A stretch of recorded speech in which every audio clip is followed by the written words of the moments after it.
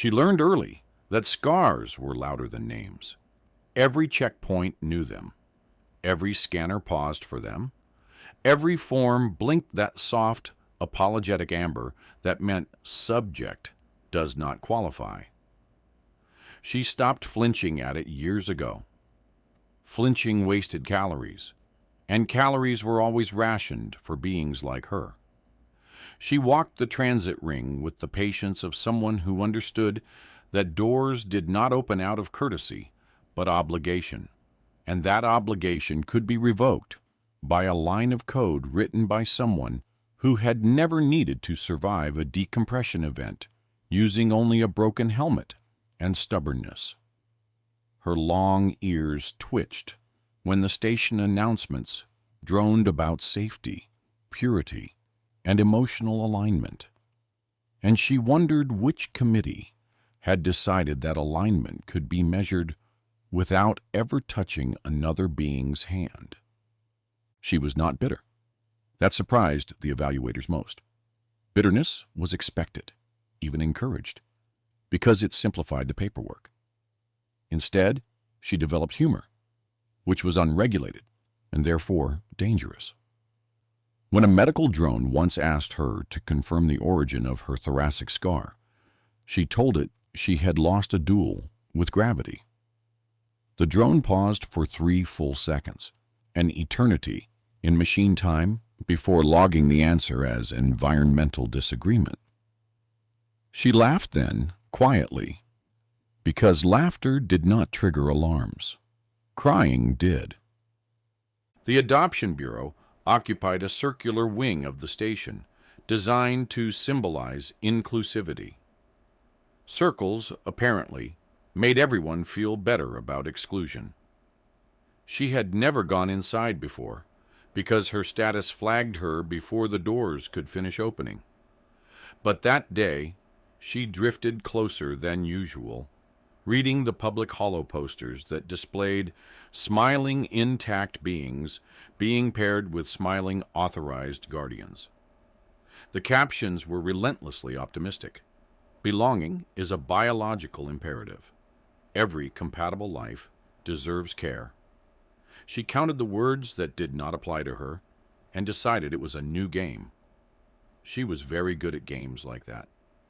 The human arrived late, loudly, and in violation of at least 6 posted regulations. His ship scraped the docking arm with a noise like an insult, and he emerged arguing with the port AI about parking validation. She watched from a maintenance alcove, mostly because the argument was entertaining, and partly because humans were still an anomaly in the outer systems, classified as emotionally volatile, but inexplicably resilient. When the AI threatened him with a fine, he asked if it accepted hugs as currency. It did not, but it recalculated his threat level downward, which seemed like a flaw worth studying. They met because of a dropped data slate. Hers, technically, though she had not noticed it fall. He picked it up, glanced at the medical access warning, and winced in exaggerated sympathy. "Oof," he said, handing it back. "That's a lot of red flags. I once got banned from a moon for jaywalking. This feels worse." She stared at him, waiting for the punchline that never came, and realized he was simply continuing the conversation. Humans did that. Continued. They walked together without agreement. A coincidence extended into motion. He complained about the station food, the regulations, and the way the universe insisted on charging interest for existing. She listened, occasionally correcting his facts, which he accepted cheerfully, as if being wrong were a hobby. When they passed the adoption wing again, she stopped. The door shimmered, hesitated, then remained closed, he noticed. Humans noticed pauses like that. "What happens if you go in?" he asked. "I don't," she said. It was not an answer, but it was honest. He nodded, as if this explained everything, then frowned at the door. "That seems inefficient," he said. "You're standing right there." She surprised herself by laughing. It came out rough, unused. "Efficiency isn't the metric," she said. "Compatibility is." He made a face. "I failed that test with my own species." Something shifted then. Not dramatically, not with music or light, just a small recalibration inside her chest where scars pulled at memory. She looked at him, really looked, and asked the question she had rehearsed privately for years, the one that was never meant to be spoken aloud. "Can someone like me be adopted too?" He blinked. Once, twice. Then he smiled, slow and crooked, like someone who had just been handed a problem instead of a rule. "I don't see why not," he said. "But fair warning, I'm terrible with paperwork, and occasionally forget to eat." She waited for the system alarms, the enforcement drones, the laughter. None came. Just the hum of the station, the distant arguments of AI, and a human who had answered her question as if it were ordinary. That, she realized, might be the most illegal thing in the galaxy. By the time the network escalated the inquiry from statistical anomaly to ideological concern, she had learned 3 important things. First, humans drank stimulants as if sleep were an optional side quest.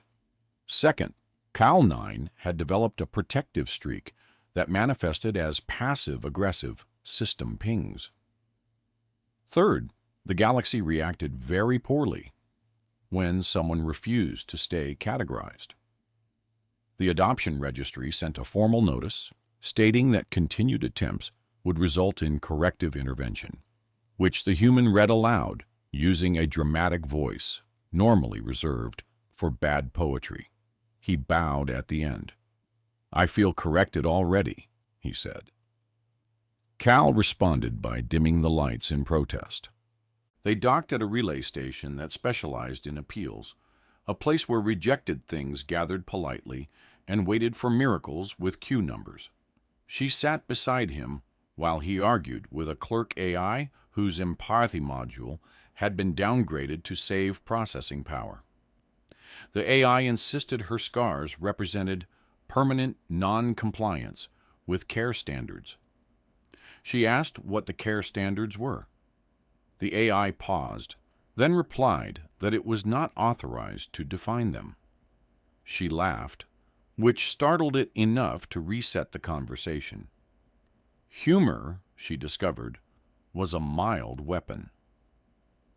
The human tried a different approach and submitted himself for evaluation instead.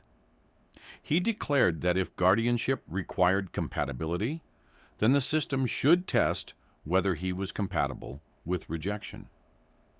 The AI ran the scan and immediately flagged him as chronically unsuitable but persistently attached. It recommended therapy. He thanked it and asked if therapy came with snacks. Somewhere deep in the station's logic core, something hiccuped. As they waited, messages began to arrive that were not addressed to them. Other beings, flagged, scarred, modified, or simply mislabeled, found the echo of her question in the system and followed it like a crack of light. Some asked if the process hurt. Some asked if it was a joke.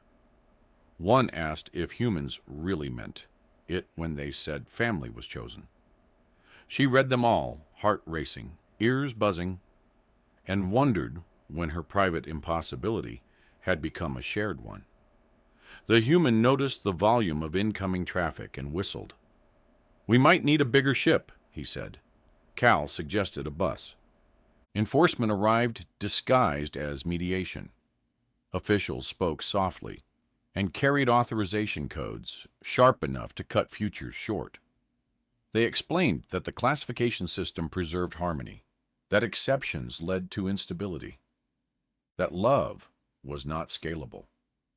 The human nodded along, then asked why instability always sounded like fear wearing a badge.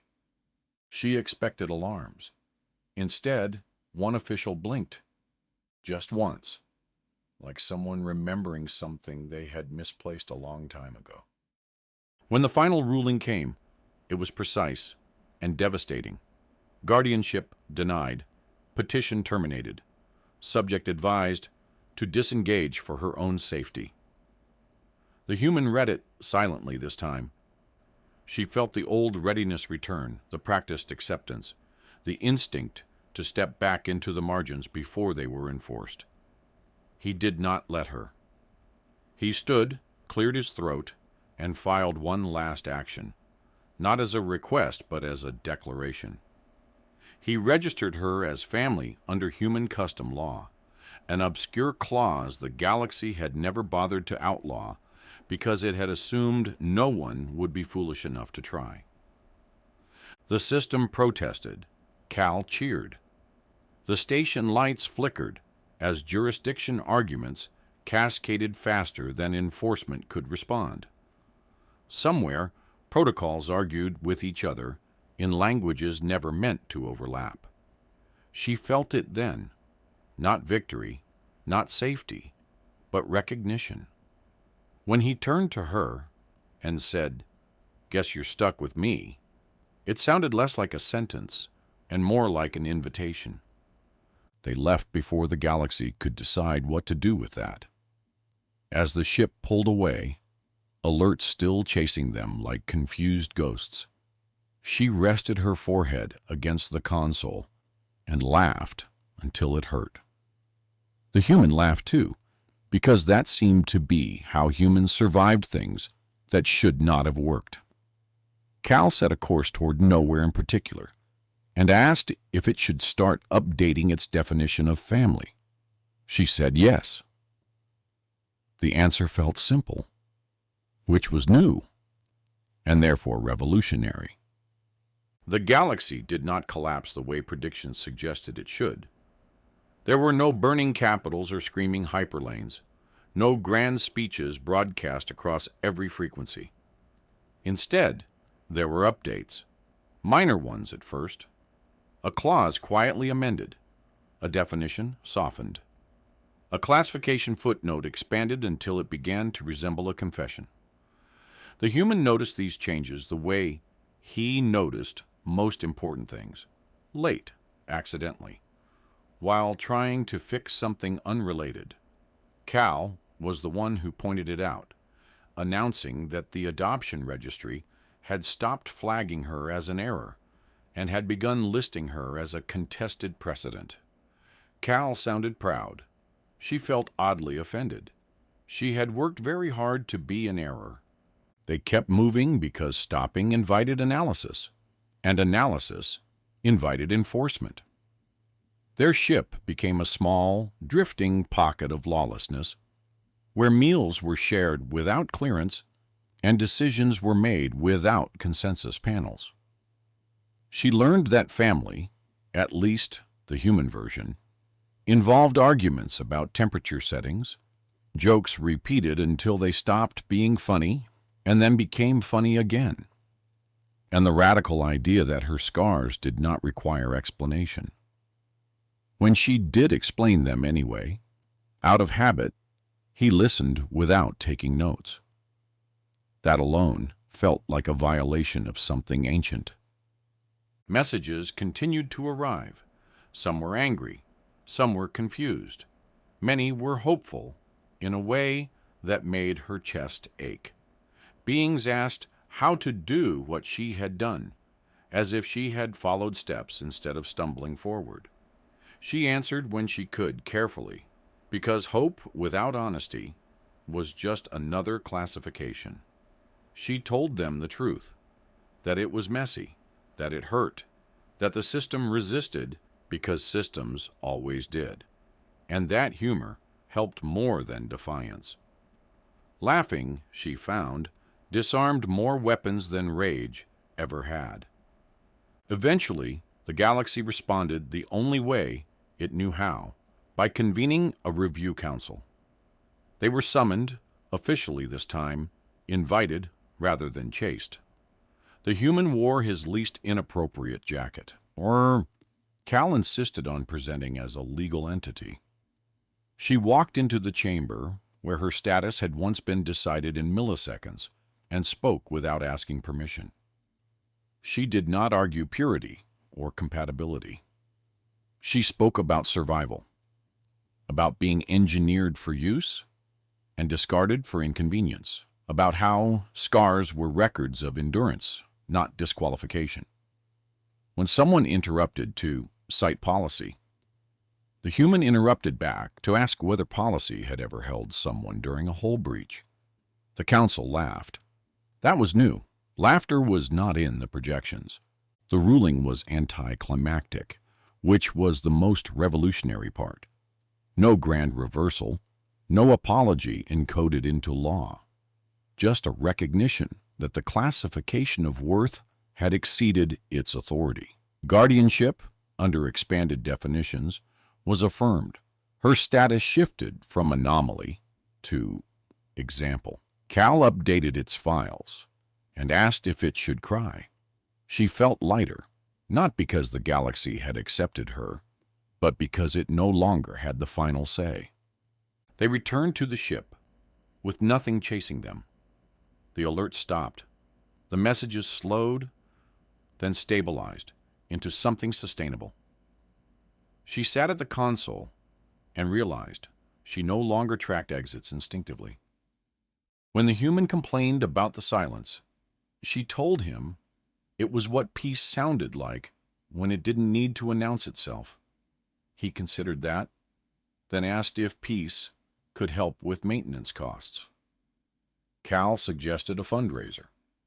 Later, drifting between stars that did not care about classifications, she looked at her scars and saw them differently.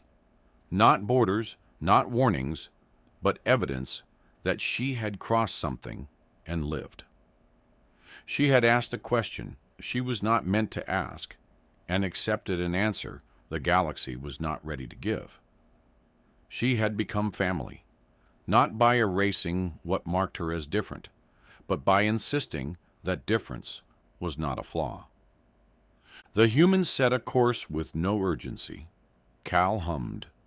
She rested her long ears against the seat and smiled, because for the first time, the future did not feel like a test she could fail.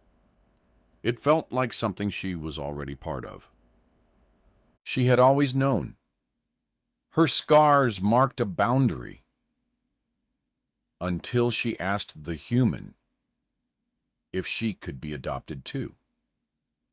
This story is a heartfelt and thought-provoking sci-fi story set in a galaxy ruled by strict classifications and cold laws. At its center is an unforgettable alien woman story about belonging, identity, and chosen family. Told as an immersive audiobook, this tale blends emotion, subtle humor, and resistance into one of those galactic stories that lingers long after it ends. If you enjoy an English sci-fi story that feels intimate yet expansive, this short sci-fi story is for you. Subscribe to the channel for more original science fiction stories and audiobooks.